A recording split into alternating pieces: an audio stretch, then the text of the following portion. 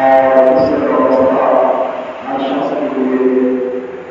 ضرورت اللہ کو اللہ تعالیٰ کی اس قرآن میں کے ذکر کے ساتھ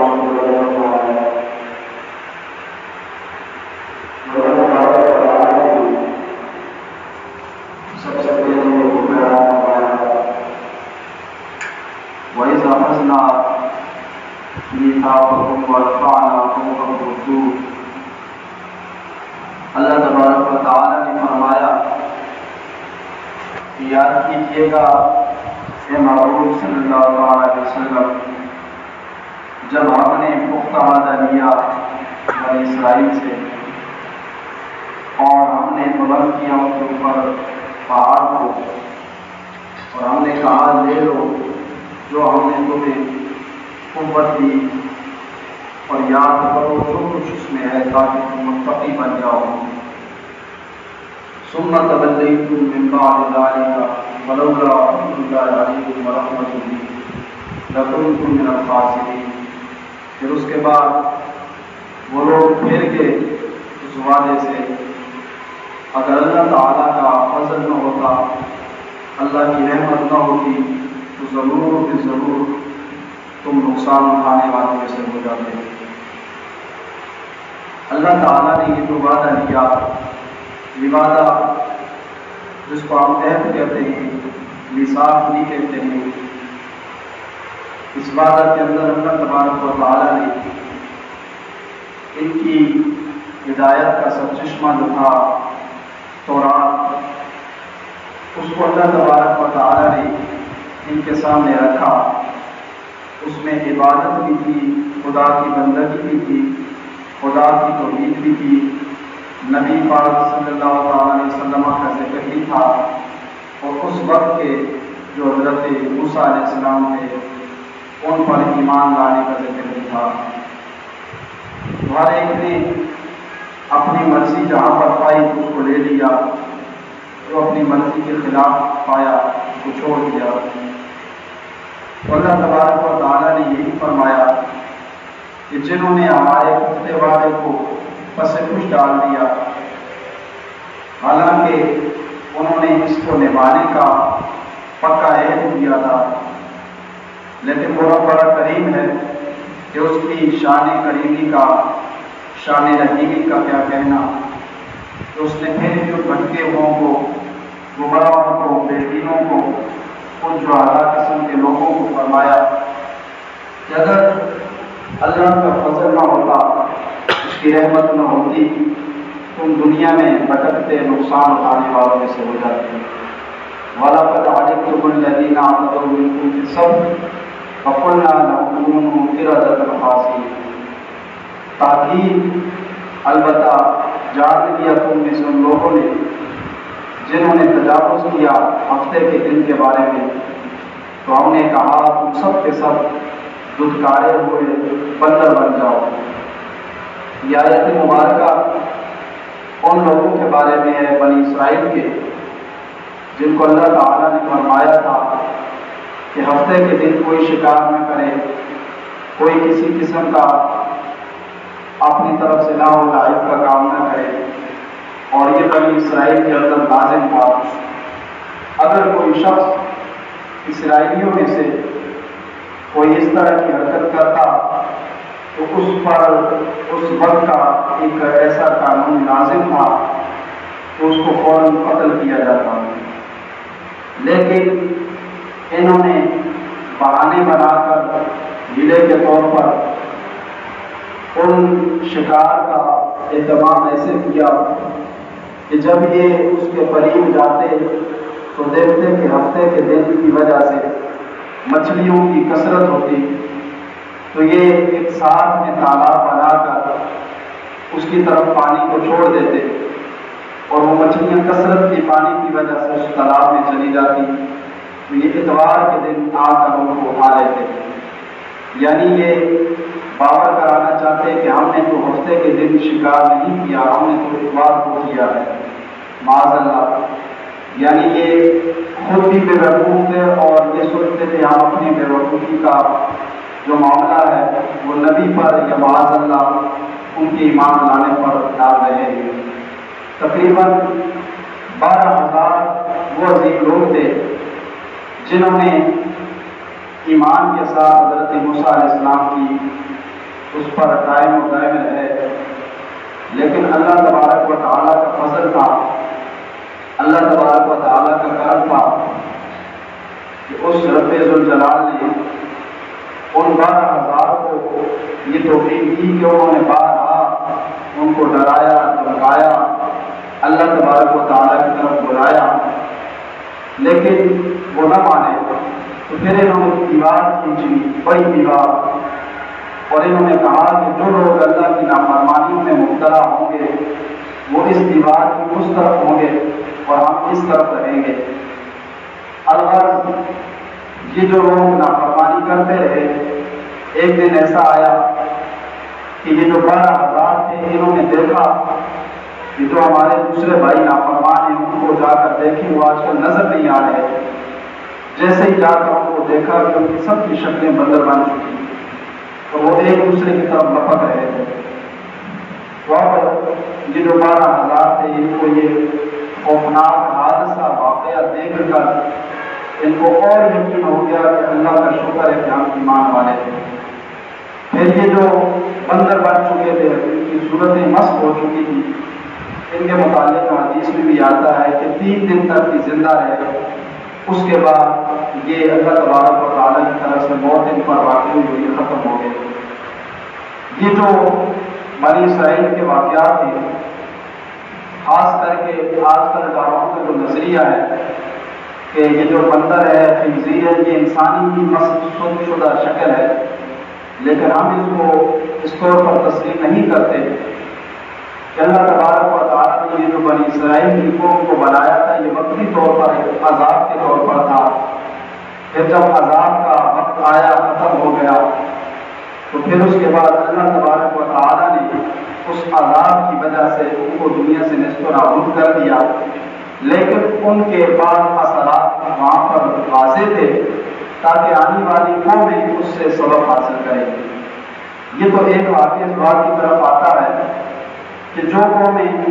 اپنے رب کی دی ہوئی رحمت اور نعمت کا انکار کرتی جاتی ہیں کثرت کے ساتھ، تو رب ذوالجلال ان کو ڈھیل دیتا ہے۔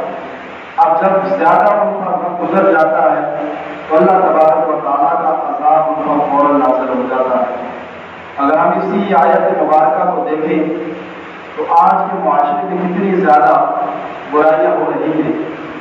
کہ یہی واقعات اگر دیکھیں تو کتنی نافرمانیاں ہو رہی ہیں۔ رب ذوالجلال نے جس کام سے انسان کو منع کیا تھا وہ کر رہا ہے، جس کے کرنے کا حکم دیا تھا اس کو چھوڑ رہا ہے، لیکن وہ رب تعالیٰ کا فضل ہے، اس کے محبوب کی نظر عنایت ہے کہ اللہ تعالیٰ ایسے عذاب سے کو محفوظ رکھتا ہے۔ پھر اگلی آیت میں اللہ تبارک و تعالیٰ نے فرمایا وَجَعَلْنَاهَا نَكَالًا لِمَا بَيْنَ يَدَيْهَا وَمَا خَلْفَهَا وَمَوْعِظَةً لِلْمُتَّقِينَ۔ یہ جو واقعات ہیں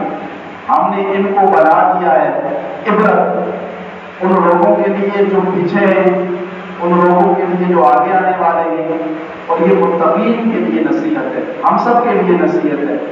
ہمارے لیے اس لیے نصیحت ہے کہ اگر ہم 12,000 میں سے بنیں گے تو ہم مومن ہو جائیں گے، اگر ہم 70,000 میں سے بنیں گے جو پہ نافرمانیاں پہ خدا تعالیٰ کی توحید کا انکار، پھر ہم ان لوگوں میں سے ہو جائیں گے کہ جن کو خدا نے بندر بنا دیا۔ اگرچہ آج اس امت محمدی پر اللہ تعالیٰ ایسا عذاب نازل نہیں فرماتا، لیکن قیامت کے دن اللہ تبارک و تعالیٰ ضرور بھی ضرور اس طرح کی چیزیں قیامت کے دن سب کے سامنے رکھے گا۔ جس نے ایک ذرہ برابر بھی نافرمانی کی ہوگی،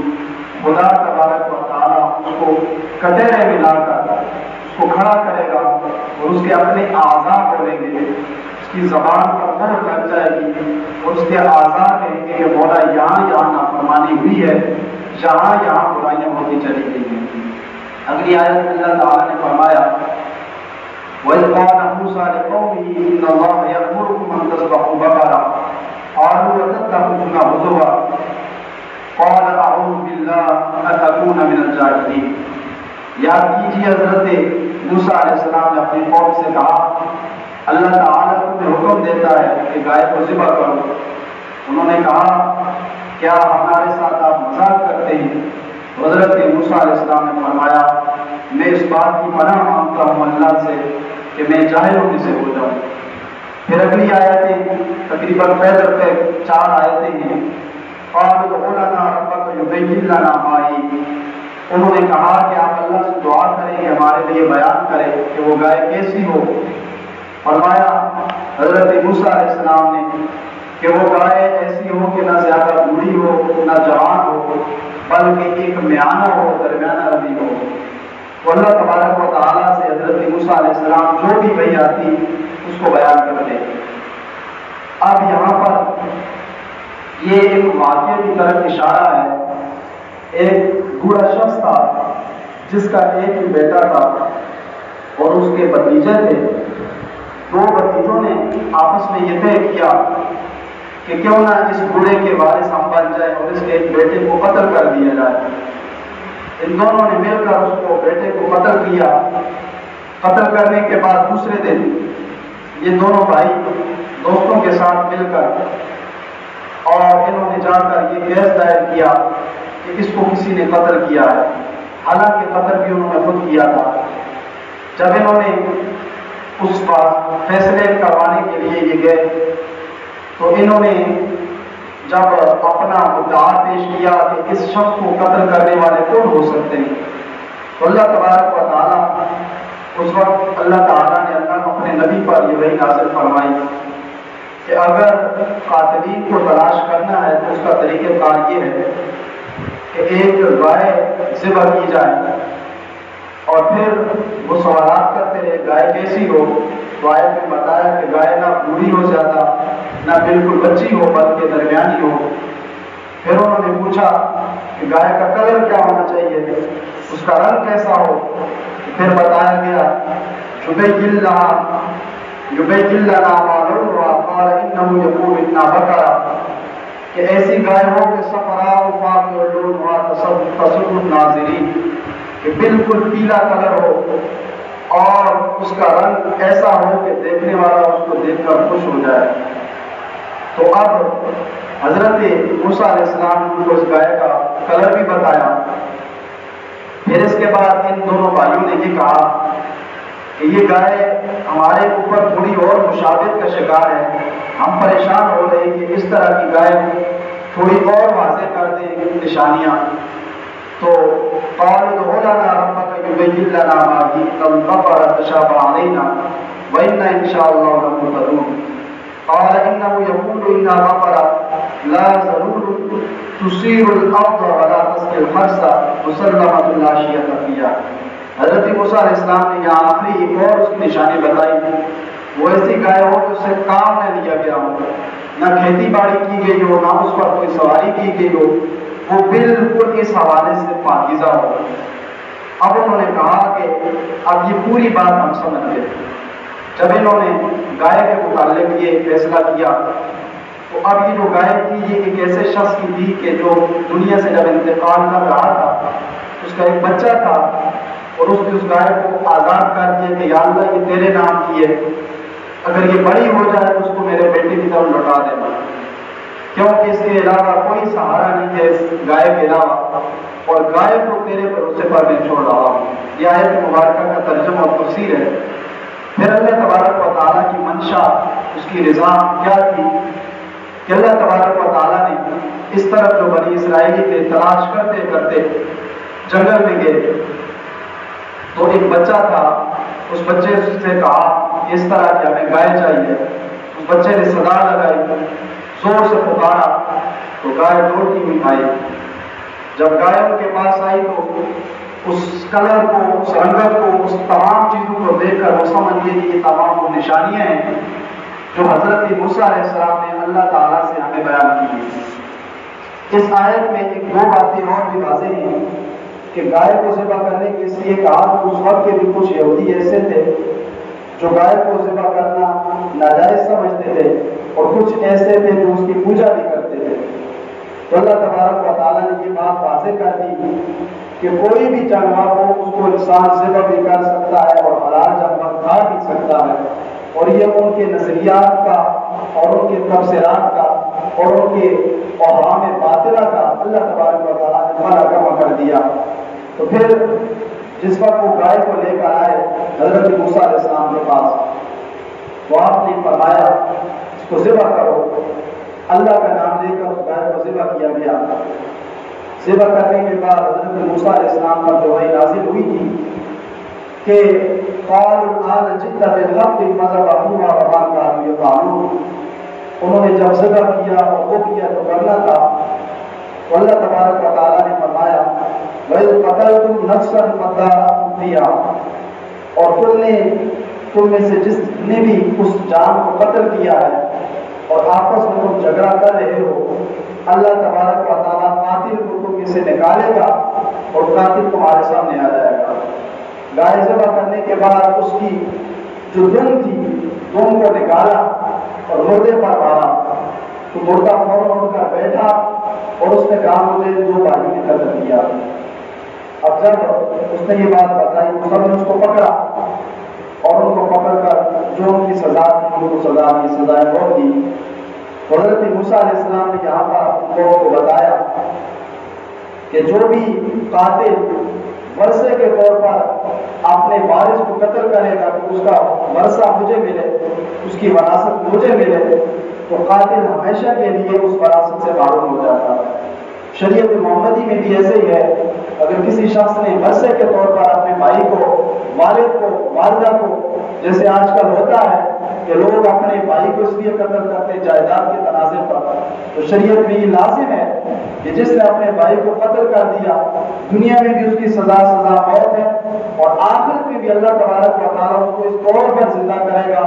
کہ وہ بھائی اس کا بدلہ بھی لے گا اور دنیا اور آخرت میں سزا کا مطلب وہ اس کو کچھ بھی نہیں ملے گا۔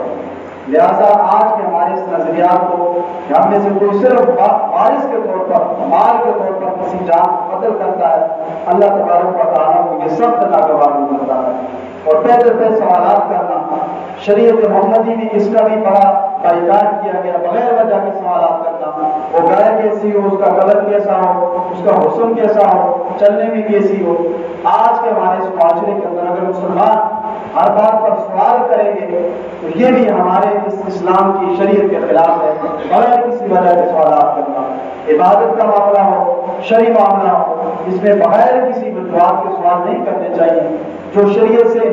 منسلک ہو ایسے سوالات کرنے چاہیے۔ زکوٰۃ کے موضوع پر سوالات کرنے چاہیے، نماز کے موضوع پر سوالات کرنے چاہیے، تزکیہ نفس کے متعلق سوالات کرنے چاہیے۔ لوگ ایسے سوالات کرتے ہیں کہ جو بالکل اس سے ریلیٹڈ نہیں ہوتے بلکہ دنیا کے معاملات سے ہوتے ہیں، تو اس طرح کے سوالات شریعت نے منع فرمائے ہیں کہ جو صرف وقتی طور پر انسان کی ذہنی توازن کے طور پر ہو یا اس کی زندگی کے طور پر ہو۔ البتہ اللہ تبارک و تعالیٰ نے ان کے جرمانہ سزا کے طور پر انہوں نے گائے ذبح کی اور اس کی منہ مانگی قیمت اس یتیم بچے کو دی کہ جس کا کوئی سہارا نہ تھا۔ اس سے یہ پتہ چلتا ہے کہ جو شخص صرف دنیا میں یہ کہے کہ مولا اس کا کوئی وارث نہیں ہے سوائے تیرے،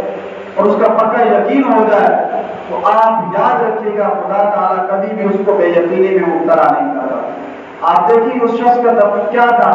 اس کا یقین تھا کہ یا خدا دنیا میں تو ہی ہے،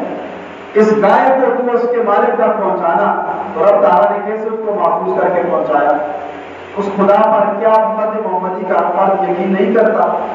آج ہم میں سے کیسے ایسے لوگ ہو گئے ہیں کہ اللہ تبارک و تعالیٰ کی ذات پر یقین کرنا اور درکنار الغرض ہم اپنی حوث اور لالچ کے درپے ہو کر دنیا کے معاملات میں خرابیاں بپا کر دیتے ہیں، جو کہ اس آیت مبارکہ میں نصیحت ہے اللہ تبارک و تعالیٰ کی طرف سے کہ جس شخص نے بھی کسی انسانی جان کو بغیر وجہ کے قتل کیا، تو اس سے یہ سبق ملتا ہے کہ انسانی جان کو بغیر وجہ کے قتل کرنا دنیا میں اس کا قتل کبھی نہیں چھوٹے گا، جو کہ آیت سے پتہ چل گیا کہ انہوں نے جو بھی ہیلے بہانے خود کیے، ہم گائے کو لائیں گے، ذبح کریں گے، خود ہی سب کریں گے، اس کے باوجود بھی اس نے کیا کہہ دیا مردے نے کہ میرے قاتل یہی ہیں۔ اگر انہیں ملنا تو درکنار خود وہ پھنس گئے، کیونکہ جب حدیث مبارکہ میں آتا ہے جب کوئی شخص قتل کرتا ہے تو اللہ تبارک و تعالیٰ اس کی جو سوچنے کی طاقت ہے، اس کی ذہنیت ہے، اس کو کم کر دیتا ہے، اور وہ سوچنے کی طاقت اللہ تعالیٰ اسے چھین لیتا ہے۔ اسی طرح ایک حدیث میں ہے کہ جو شخص سود کثرت سے کھاتا ہے اس کی زبان سے ذائقہ ختم ہو جاتا ہے، جو شخص حرام زیادہ کھاتا ہے اللہ تبارک و تعالیٰ اس کا روح ختم کر دیتا ہے۔ اسی طرح بہت سی ایسی حدیث میں باتیں ہیں کہ جو شخص تکبر کثرت سے کرتا ہے اللہ تبارک و تعالیٰ اس کے چہرے پر نحوست کو مبتلا کر دیتا ہے۔ اللہ تعالیٰ سب کو اس سے محفوظ رکھے۔ یہ ایسی چیزیں ہیں شریعت مطالعہ کی، ہم میں سے ہر شخص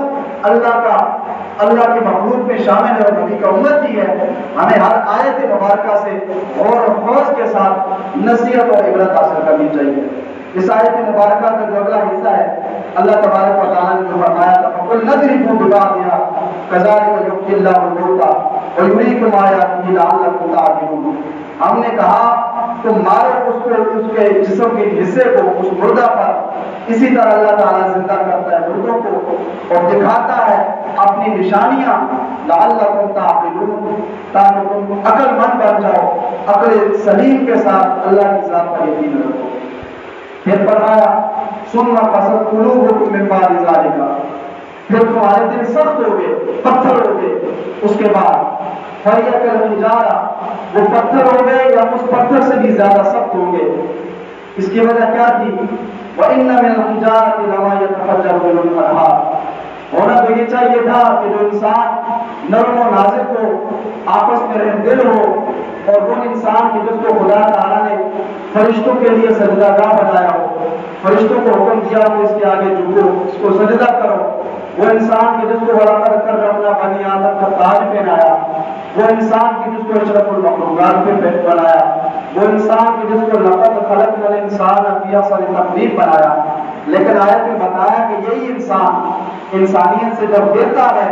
ثم قست قلوبکم من بعد ذلک، پھر یہ بڑا سنگ دل ہو جاتا ہے، پتھر دل ہو جاتا ہے، اور اس کا دل پتھر ہی نہیں ہوتا بلکہ فَهِيَ كَالْحِجَارَةِ وَأَشَدُّ قَسْوَةً، بلکہ پتھر سے بھی زیادہ سخت ہو جاتا ہے۔ پتھر تو کیا ہوتے ہیں؟ وَإِنَّ مِنَ الْحِجَارَةِ لَمَا يَتَفَجَّرُ مِنْهُ الْأَنْهَارُ، پتھر تو پھر بھی خدا کے خوف سے رستے ہیں۔ پتھروں کے متعلق تو حدیث میں بھی آیا ہے کہ اللہ کے نبی جب حجر اسود پر آپ چڑھ گئے تو وہ کانپنے لگا، جھومنے لگا، اللہ کا ذکر کرنے لگا، تو حضور نے فرمایا اسکت یا حجر فإن علیک نبی و شہیدان و صدیق، حضور نے فرمایا کہ پتھر رک جا، تجھ پر نبی بھی ہے، صدیق بھی ہے، شہید بھی ہیں۔ وہ کہنے لگا کہ مجھے خوشی ہے میں اسی اللہ کا ذکر کر رہا ہوں۔ تو پتھر تو پھر بھی اللہ کا ذکر کرتے ہیں، لیکن بندہ جب سنگ دل ہوتا ہے، اس کے اندر مردہ دلی پائی جاتی ہے، تو وہ پتھروں سے زیادہ سخت ہو جاتا ہے۔ ایک اور آیت میں فرمایا اولئک کالانعام بل هم اضل، یہ جانوروں سے بھی بدتر ہو جاتا ہے۔ آج ہم دیکھتے ہیں آیتوں سے پتہ چلتا ہے کتنے ایسے لوگ انہیں قتل کرتے ہیں، پتہ ایسے واقعات بھی آتے ہیں کہ چھوٹی چھوٹی کلیوں کو، بچی جو پیدا ہوتی ہے ان کو ناجائز طریقے سے کیسے قتل کرتے ہیں۔ یہ صرف ہم اگر سوچیں کہ واقعات ہمیں ایسے ملتے ہیں کہ انسان کیسے سنگ دل ہوتا ہے، پتھر ہوتا ہے اس کا دل، تو ہمیں واقعات سے پتہ چل جاتا ہے۔ ہمارے سامنے ایسے واقعات ہوتے ہیں کہ کیسے باپ اپنی بچی کو پکڑ کر اس کا گلا گھونٹتا ہے، اس کو مار دیتا ہے اپنے ہاتھوں سے۔ ہمیں تو زمانے جاہلیت کو سنتے تھے، زمانے جاہلیت ایسا ہوتا ہے، لیکن آج کل ہمارے اوپر سب آشکارا ہو گیا ہے۔ آج اس میڈیا نے ہمیں اتنا بتا دیا ہے کہ خدا تبارک و تعالیٰ کی ذات تک اگر تم نے پہنچنا ہے تو قرآن تمہیں پہنچائے گا،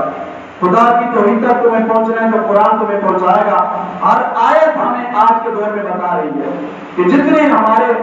ذہنوں کے اندر وہ فہم تھے، برے طریقے تھے، برے نظریے تھے، آج ہمیں سب کچھ ہمارے سامنے واضح ہو رہے کہ انسان کیسے سنگ دل ہوتا ہے۔ پھر فرمایا وَإِنَّ مِنْهَا لَمَا يَشَّقَّقُ فَيَخْرُجُ مِنْهُ الْمَاءُ، بعض پتھر تو ایسے ہیں کہ اپنے اندر سے پانی نکالتے، پانی لوگ ان پتھروں سے پیتے، یعنی وہ پتھر اللہ کی نعمتیں دیتے ہیں۔ تو بتاؤ انسان کیا دیتا ہے؟ انسان صرف اپنی نحوست دیتا ہے، تکبر دیتا ہے، غرور دیتا ہے، گھمنڈ دیتا ہے۔ کوئی اس کے لیے اللہ کی رضا کے لیے مانگتا ہے تو اس کے آگے سے خندہ پیشانی کے بجائے جیب جبی ہو جاتا ہے۔ کیا انسان اس لیے ہے؟ بلکہ پتھر کی یہاں پر اللہ تعالیٰ نے صفات بیان کی ہے کہ پتھر کس طرح اللہ کی خوف سے لرزتے ہیں، اللہ کی رضا کے لیے نعمتیں دیتے ہیں۔ وَإِنَّ مِنْهَا لَمَا يَهْبِطُ مِنْ خَشْيَةِ اللَّهِ، بعض پتھر تو ایسے ہی وہ اللہ کے خوف سے ڈرتے ہی، حتیٰ کہ حجر اسود کے بارے میں اس سے پہلے جو دوسرے پتھر کے بارے میں نے ذکر کیا تھا کہ وہ غار ثور، غار حرا، یہ بڑے پتھر تھے جن پر اللہ کا نبی جلوہ گر ہوا تھا۔ حجر اسود کے بارے میں ہے کہ یہ سیاہ اس لیے ہوا کہ کثرت کے ساتھ اس پر لوگوں نے اللہ کا ذکر کر کر کے سجود دے، اس کا کلر بدل گیا، حالانکہ اس کی جو اصل صورت تھی یہ سفید تھی، یہ جنت کا پتھر ہے، لیکن وہ پتھر کیا خدا کے خوف سے ڈرتے ہی، لرزتے ہی، خدا تبارک و تعالیٰ کا خوف جس کے اندر چھا جاتا ہے اللہ تبارک و تعالیٰ اس کو تبدیل کر دیتا ہے، اس کے اندر رہنائی آ جاتی ہے، حسن آ جاتا ہے۔ وَمَا اللَّهُ بِغَافِلٍ عَمَّا تَعْمَلُونَ، لوگوں یاد رکھو اللہ تمہارے کرتوتوں سے غافل نہیں ہے، تمہارے کاموں سے غافل نہیں ہے۔ ایسا نہیں کہ تم رات کی تاریکی میں کوئی کام کرو تو قوم موسیٰ کی طرح صبح تمہارے گھروں پر لکھا ہوا ہو، ایسا نہیں ہے، بلکہ یہ تو نبی کی رحمت للعالمین کی شان ہے کہ اس کی وجہ سے تم بچے ہوئے ہو، بلکہ گناہ کرتے ہو صرف رب جانتا ہے، رب کو پتہ ہے تمہارے کیا کارنامے ہیں۔ اَفَتَطْمَعُونَ أَن يُؤْمِنُوا لَكُمْ وَقَدْ كَانَ فَرِيقٌ مِّنْهُمْ يَسْمَعُونَ كَلَامَ اللَّهِ،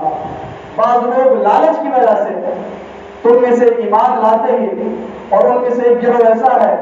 جو اللہ کے کلام کو سنتا ہے پھر اس میں تبدیلی کرتا ہے۔ بہت سے ایسے لوگ ہیں جو اللہ کے کلام میں تبدیلی کرتے ہیں۔ واقعات بنی اسرائیل کے قوم محمدی میں بھی یہ چیز پائی جاتی ہے،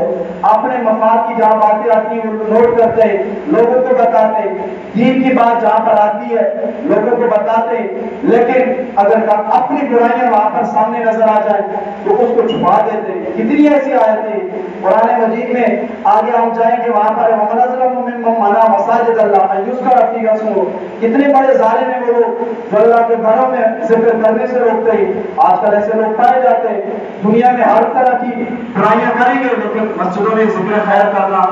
مسجدوں کو بند کر دیتے ہیں، اور آج کل ہمارے حکمرانوں نے بھی ایسا نظام بپا کر دیا ہے، مسجدوں کو بند کر دو، برائیاں آتی ہیں۔ اسی پر میں بخاری شریف کی لمبی چوڑی حدیث پیش کر کے اپنی گفتگو کو اختتام کی طرف لاؤں گا۔ اللہ کے نبی صلی اللہ علیہ وسلم نے فرمایا جس قوم کے اندر 5 قسم کی برائیاں آئیں گی، اللہ تبارک و تعالیٰ 5 قسم کی برائیوں کی وجہ سے اس قوم پر 5 عذاب نازل فرمائے گا، اور ان 5 عذابوں میں سے پہلا عذاب یہ ہے کہ جس قوم کے اندر بدکاری آ جائے، فحاشی بریانی آ جائے، جو قوم سرعام بدکار ہو جائے، اللہ تبارک و تعالیٰ اس پر بیماریوں کی کثرت کرتا ہے اور طاعون جیسی وبا ان پر نازل فرماتا ہے۔ اور سب سے پہلا جو پوائنٹ ہے یاد رکھیے گا، جس قوم کے اندر بدکاری اور یعنی فحاشی آ جائے وہ قوم اتنی تباہ و برباد ہوتی ہے کہ اللہ تبارک و تعالیٰ اس قوم کے اندر بیماریاں کثرت کے ساتھ فرما دیتا ہے، حتیٰ کہ سیر فہرست جو بیماری ہے طاعون کی بیماری ہے۔ طاعون کی بیماریوں کی جو نشانیاں بتائی گئی ہیں وہ یہ ہے کہ جسم پر پھوڑوں کا آ جانا، جسم سے کثرت کے ساتھ پیپ کا نکلنا، کثرت کے ساتھ خارش کا ہو جانا، حتیٰ کہ انسان جو ہے اسی بیماری کی وجہ سے منہ سے بار بار خون کا آنا۔ البتہ طاعون کی بیماریوں کی بہت سی نشانیاں ہیں، لیکن اس کی وجہ کیا بنتی ہے کہ انسان کی اپنی بدکاریاں، اپنی برائیاں۔ اور پھر جو دوسری نشانی بیان کی گئی ہے کہ جس قوم کے اندر ناپ تول میں کمی کر دی جاتی ہے، ناپنے اور تولنے میں کمی کر دی جاتی ہے، تو اللہ تبارک و تعالیٰ ایسی قوم کو قحط سالی میں مبتلا فرما دیتا ہے۔ اور قحط سالی کتنی سخت ہوتی ہے، اگر وہ قحط سالی اس صورت میں ہو کہ ان کے اناج پر بارش کا برسنا اور ان کے جو پھل فروٹ ہوتے ہیں ان پر دھوپ کی کثرت ہو جانا، یہ اتنی زیادہ ہو جاتی ہے کہ اگر حدیث کے اگلے الفاظ ہیں اگر جانور نہ ہوتے تو اللہ تبارک و تعالیٰ ان کو پوری زندگی بارش ایک قطرہ بھی نہ دکھاتا، صرف جانوروں کی وجہ سے اللہ تبارک و تعالیٰ رحمت فرما کر ان پر کچھ بارش نازل فرماتا۔ اور جو تیسری صورت بتائی گئی ہے، جو قوم زکوٰۃ ادا نہیں کرتی، اللہ تبارک و تعالیٰ اس قوم پر دشمنوں کو مسلط کر دیتا ہے اور ظالم حکمران ان کے اوپر حکومت کرتے ہیں۔ اب اس کے تیسرے جو الفاظ ہیں وہ نوٹ کیجیے گا، اس کو نوٹ بھی کیجیے گا کہ جو قوم زکوٰۃ ادا نہیں کرتی اللہ تعالیٰ ظالم حکمران ان پر نافذ کرتا ہے۔ ظالم حکمران کیا کرتے ہیں؟ اپنے ظلم کی وجہ سے، ان پر کثرت سے ظلم کی وجہ سے ان پر یا تو مہنگائی کا طوفان لاتے تو ان کے اپنے مال میں برکت ختم ہو جاتی ہے، یا پھر ظالم حکمران ان پر ظلم اتنا زیادہ کرتے ہیں کہ وہ اس ظلم کو की तरफ तवज्जो देते रहते हैं कि उनका माल उनकी तरफ से खत्म हो जाता है, लेकिन ज़कात अदा करने वाला शख्स ऐसी चीजों से कसरत के साथ गाफिल रहता है। लिहाजा इससे पता चला कि ज़कात जिस कौम के अंदर कमी होती है ज़कात की, आज आप यकीन कीजिएगा ज़कात का मामला इतना पेचीदा हो चुका है, कोई भी लोग उस ज़कात के मामले को सीरियस नहीं लेते। हत्ता कि एक आम मसला एक शख्स ने पूछा, वो हालांकि बड़ा मालदार है, करोड़पति है, लेकिन उसने कहा कि मेरे 2 करोड़ किसी की तरफ कर्ज गए, क्या मेरे ऊपर ज़कात लाजिम है? उससे जब पूछा गया कि बताइए आपकी मिल्कियत क्या क्या है, उसने अपना पूरा फैक्ट्रियां तमाम चीजें गिरवाई, तो बताया गया कि शरीयत तो ये कहती है कि आप मफरूज उस वक्त शुमार किए जाएंगे जब आपके पास कर्ज अदा करने में कुछ न हो, इस तरफ आपके पास पूरा सरमाया रखा है और आप सवाल ये कर रहे हैं कि मैं मफरूज हूं, मुझ पर ज़कात हो या नहीं है। आप सोचिएगा कि शरीयत ने ज़कात को इतना आसान कर दिया है, अगर आपके पास 50,000 रुपए के आप खाना पीना सब कर सकते हैं, 3 वक्तों का खाना, आपके और जरूरियाती अशिया सब है, लेकिन आप 50,000 में से 2,500 अल्लाह की रज़ा के लिए निकालें। कौन ऐसा शख्स है जो कहे अगर आज के दौर में ज़कात की अदायगी हर शख्स हर मुसलमान करना शुरू कर दे, तो आप यकीन कीजिएगा कि अल्लाह तबारक व तआला का फजल इतना ज्यादा हो जाए, इतनी रहमत हो जाए कि हमारे घर भर जाए, हर मोमिन हर मुसलमान गरीब खत्म हो जाए, हज़रत उमर बिन अब्दुल अजीज का दौर आ जाए, ज़कात लेने वाला ना हो, परिंदों और जानवरों के आगे चारा डाला जाए ज़कात के पैसों का। आज ऐसा नहीं हो रहा, अमीर अमीर तर होता जा रहा है, गरीब गरीब तर होता जा रहा है। ये ज़कात की वजह है। ज़कात अदा नहीं करेंगे, बिलों के बिजली के बिल ज्यादा आएंगे, गैस के बिल ज्यादा आएंगे, तरह तरह के टैक्सेस लगते रहेंगे, घर में बीमारियां ज्यादा आएंगी, पता नहीं माल कहां जा रहा। ये वो चीजें जो हमें जोड़ती हैं कि हम इस बात को आया रखें अपने ऊपर, लेकिन क्या करें, हमारी भी कोई सुनता नहीं है। अगर मस्जिद में ज्यादातर टाइम दे तो लोग अपनी सजदों में कोशिश करते हैं कि ज्यादातर सजदे लंबे करें, मौलवी साहब की बातें न सुननी पड़े, अलग आते भी ऐसे टाइम पड़े कि ताकि जो आखिर में जाए और सिर्फ फर्ज पड़े। हम तो सिर्फ कुरान हदीस से बात करना पसंद करते हैं ताकि कल शरीयत मुबारक हमारा गिरबान पकड़कर हमें जन्नों का न बनाया जाए कि बताओ तुमने क्या किया है, तुम्हें अगर मिंबर रसूल का वारिस बनाया गया था तो तुमने लोगों को क्या दिया। हम तो ये बता सकते हैं कि ज़कात इतनी लाज़मी और जरूरी है जैसे फर्ज नमाज। अगर फर्ज नमाज तुम मस्जिद के बगैर नहीं पढ़ सकते तो मसाले की ज़कात के बगैर तुम्हारी ज़कात भी अदा नहीं हो सकती। ज़कात की इतनी ज्यादा शरीयत में पाबंदी है। और उमर बिन सिद्दीक रज़ियल्लाहु ताला अन्हु को ज़कात देने वालों ने जब कहा हम अपने करीबी रिश्तेदारों को देंगे, आपने फरमाया जहाद करो इनके खिलाफ। उमर बिन खत्ताब ने कहा हुजूर के दौर में इतनी सख्ती नहीं थी, आप ऐसा क्यों कर रहे हैं। और हज़रत अबू बकर सिद्दीक फरमाने लगे अगर हुजूर के दौर में ये एक जानवर के साथ उसकी रस्सी देते थे, मेरे दौर में रस्सी से भी इनकार करेंगे तो मैं फिर भी जिहाद करूंगा, इन सब का सर काटूंगा। क्यों? ज़कात जिस कौम के अंदर से खत्म हो जाए इंसानियत खत्म हो जाती है, इतनी जरूरी है। कौन है, कितने ऐसे लोग हैं ज़कात का मामला तो बात का आता है, ज़कात का मामला भी तो इतना पेचीदा है कि ज़कात का जो तरीक़ेकार है, जो इसकी रिवायात है, उनको अगर सोचा समझा जाए कि तो बात का मामला है। आजकल इससे बहुत ज्यादा कौम हमारी आया से अपने आप को दूर कर चुकी है। और आखिरी जो 2 बातें वो ये हैं कि जिस कौम के अंदर कसरत के साथ बुराइयां पाई जाए, उस बुराई से ये कि सूद खोरी, अल्लाह तबारक व तआला उस कौम के अंदर ऐसी बीमारी फैला देता है कि वो आसमान से आती हुई उसको नजर नहीं आएगी।